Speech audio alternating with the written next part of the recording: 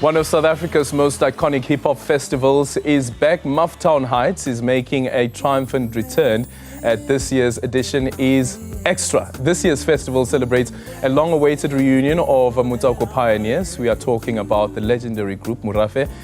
The group members are here in studio to discuss the reunion and the impact on the South African music scene and what the fans can expect from their performance at the Maftown Heights. Joining us in studio currently is Kulichane. The two are on their way. They will be joining us in the next few minutes. Yeah. So they're keeping to their promise. They are here. Yeah, okay. they'll be here. Okay, Yeah.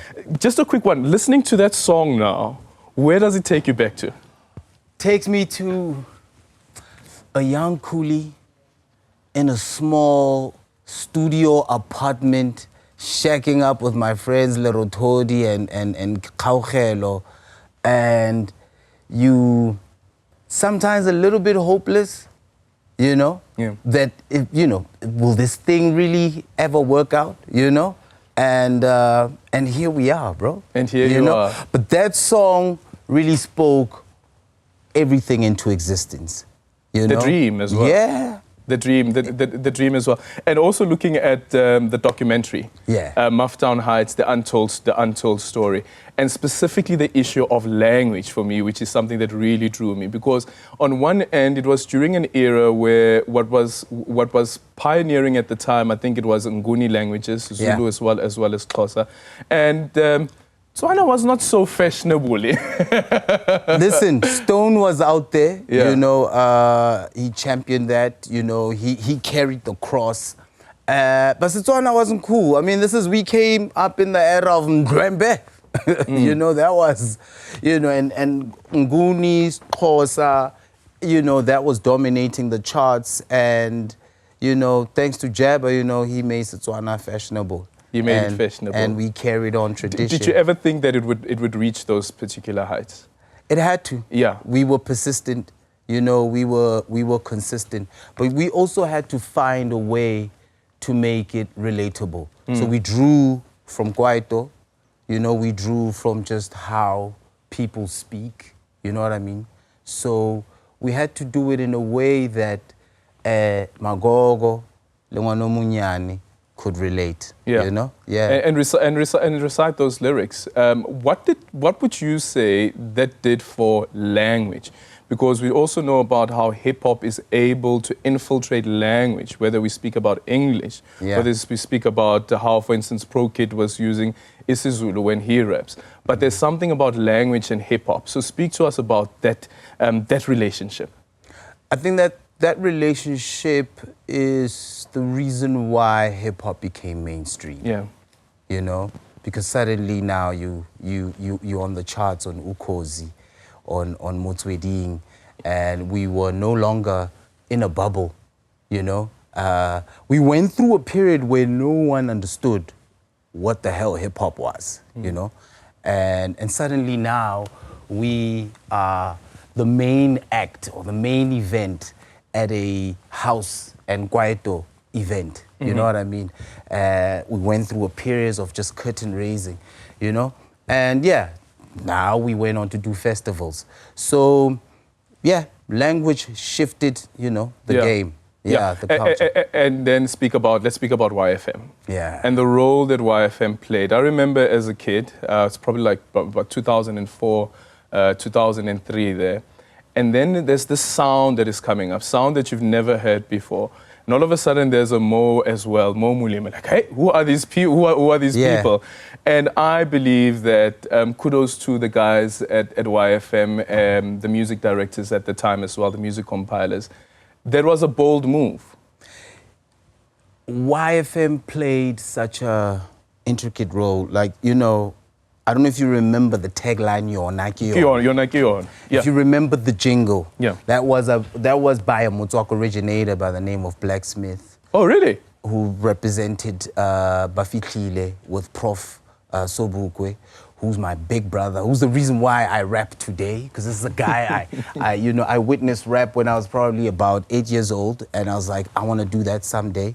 And so, you know, YFM has always shone a light on this culture and this thing of ours. So yeah, and to have them as, you know, as a partner, you know, from the get-go, from the time we started with Maftown Heights to today, is amazing. It's such a big milestone for us. I remember the first interview on Why. This is how you knew. You were now that guy. This is how you knew you had arrived. This is how you knew. Who was the presenter? It was Tato and Tato. Okay. It was Fresh DJ for those Fresh, who don't know. DJ Fresh, Tato Sikwani. Yeah. And Tato, I just don't remember Span Sa Tato Omo. Yeah. And, you know, back then, Oskido had the Rap Activity Jam. Who else? You know, it was guys like C Live. You know, so many guys have had a hand in, you know, in contributing to the success of SA hip-hop and Motswako. Then speak to us about what happens after YFM then pushes you guys, pushes the music. What happens to the landscape? What happens to moments where people are now saying, actually, we want Morafe to come and perform here? I was having a conversation now with one of my colleagues. He was part of the SRC at his university, and he said, like, you know, we'll call these guys up. Like, it's only to perform. Then we went on touring. Then the touring started, you know, more products, you know, and all the way to the birth of Kuli Chana as a solo artist, you know, and I have to say, some people didn't take kind to that. who's some people? Let me be honest with you. That has to be the scariest chapter of my life. Because I knew if it fails, geez, I'm taking so many guys down with me. It's a whole legacy, right? And it didn't. It didn't fail. You know why? Because the guys were behind it, you know? The idea and how that came about, it was Toadie's idea, you know, a member of Morafe who said, I think you should go solo. I don't think anybody will see that coming, you know? And a lot of the music still drew from Morafe's catalog, drew from Dukes, from Mulimi, you know? So it's still, you know, that's how I kept it authentic. Speaking about Toadie, he's actually here now. In the building. He's in the building. He's in the building.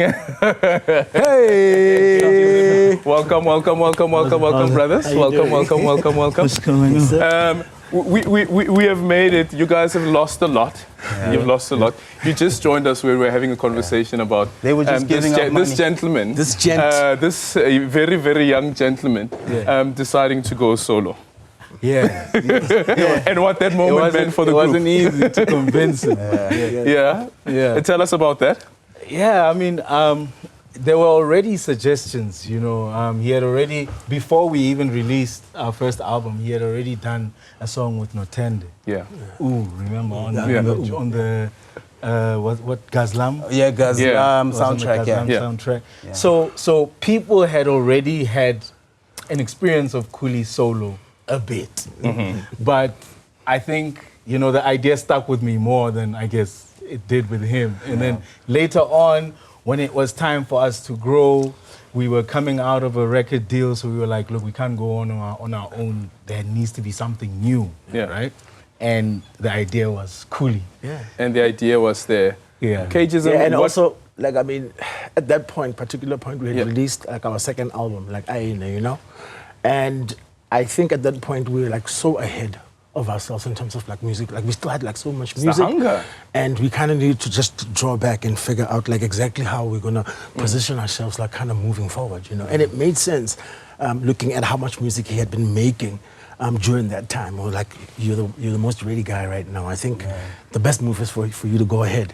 While we're still and he didn't disappoint you. You know, and he's the one that liked to party more than I. So we're like, you know, prepping for this interview, I was saying, you know, back in the days, and so forth. But things are different now. We are adults now. We are parents now. We are husbands now. It's a job now, you know. It's for the kids. It's for the kids. Tell me, when was the last time you guys performed together? Just recently. We've been doing a lot of shows together. And recently, funny enough. Here's the thing. I remember when we moved into our first apartment, all we did was rehearse. Man, you would have thought we had a whole year of like performances. You know, and that has stuck with us till this day. Yeah. We are so synchronized on stage. It's like you think we rehearse all the time. Yeah. But we spend 10,000 hours just for this moment. And you guys still remember the lyrics? Yeah, all the time. That's the deal breaker. There'll be times though, just before you go on, What does it say? What does it say? But it comes to you. Yeah. So speak to us about that lull cageism that took place where you guys were no longer performing together, and then the moment where you get to perform together. Yeah. And but early on we were speaking about language and the importance of language and how hip hop also plays a role in elevating language itself. The moment where you guys get to perform together some of these songs and then listening back to how the audience are singing the songs back to you. Yeah, like I think I need to start it kind of here. Like during that period where we're not making like music, where people thought like, okay, I suppose maybe Morafe is no longer making music or they're no longer together. I think it's very important for people to understand that like we were also growing up. You know, we were also finding our individual strengths, you know what I'm saying? Because we had spent so much time like together before we got into the game that at some point we needed to like do that, you know, which is find our individual strengths. And a lot of things were happening behind the curtains. People must understand, and as much as like Morafe is our musicians and we make music and we are about serving the people, there are also a lot of things that are happening in terms of life. There is life behind the curtains, and we were going through all those roller coaster moments and actually just figuring out exactly like where we are and strengthening each other like as a result at the end of the day. And it's also very important for people to understand that like we are a family. More than anything, we're not just a group that got put together from like a pop idol or like whatever. Yeah, it was family on family on family. His mother's my mother, his mother, my mother's their mothers. And so we were bound from that perspective at the end of the day. And I think it's amazing because we have spent like that amount of time before we got into the game, into the music industry, making music. Like just perfecting like the art of music. It gave us in that journey like purpose. You know what I'm saying? It was bigger than just making music at some point. It was now about the responsibility that came with it, who we were representing, guys coming out of Maftown, coming to Joburg and having to realize that hip-hop is not that popular at the time, and Tswana is actually even worse, not recognized, you know, and having to take that responsibility and saying we need to stick to our guns and move it forward. And it's amazing that it transcended into, you know, it not just being loved by Tswana people, by Xhosa, by Zulu, like literally just across like South Africa as a whole. It's a beautiful moment. Sexy. Straight up. Sexy. True story. True story. And it's amazing to hear more than just our Tswana movement appreciating our music, but Xhosa people saying, "Yo, man, let us know what are you saying when you saying."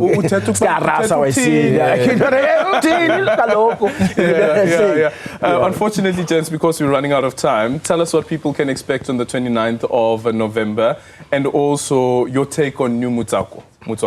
What does it mean? Well, what you can does expect, it feel like? There's a big excitement about Maftown Heights. I don't know if you're feeling it in the streets. Everywhere I go, everybody's talking about it. Tickets sold out. Second phase. Second phase sold out. We're selling out quick. Get your tickets now. Ticket, pick and pay, checkers, everybody. You know. And if you know Maftown Heights, you know it for the two pillars, Motswako and Friends of Motswako. We bring in two new pillars, right? Okay. This one pillar is the reunion pillar, where we bring in the family back together. The fourth pillar is the Newzroom pillar, which is the succession pillar, you know?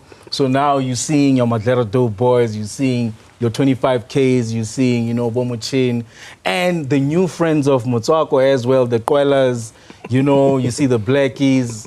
It's going to be amazing. Crazy. It's going to be and we got a new Kids or Who Got Next segment. New Kids on the Block. Which is my favorite, you know, because I've seen many guys start on their stage and become Aries, become Casper. Okay, guys, you can't speak about the whole thing.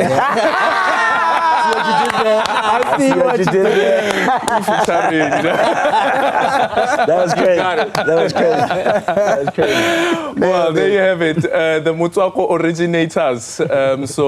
Morafe there joining us here in studio. And of course, the festival, Maftown Heights, will be taking place. It is Gandhi Square. It is Mary Fitzgerald Square, Mary Fitzgerald. Newtown. Oh, Mary Fitzgerald Square, Newtown. Yeah. That is going to be on the 29th of November. Thank you so much, gents, for joining us. Thank And you. all the best. Thank you. Well done in your longevity as well. Jeez, man. Thank you, buddy. Yes, LeBron James.